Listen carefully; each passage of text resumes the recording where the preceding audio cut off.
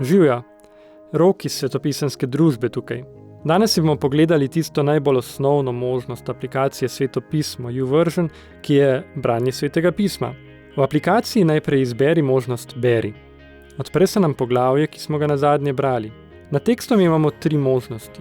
Izbiro knjige in poglavja, izbiro svetopisemskega prevoda ter nastavitve pisave. Začnimo z izbiro prevoda.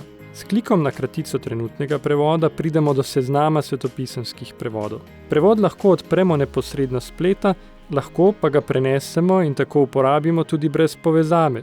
In to povsem brezplačno. Ko smo izbrali prevod, lahko poiščemo mesto v Svetem pismu. Knjigo, poglavje in vrstico. Če je pisava premajhna, pa jo lahko spremeniš v nastavitvah pisave. Poleg velikosti pisave lahko spremeniš razmik vrstic, vrsto pisave ter prikaz na belem ali črnem ozadju. Naslednjič pa v pripomočkih, ki ti bodo pomagali pri branju.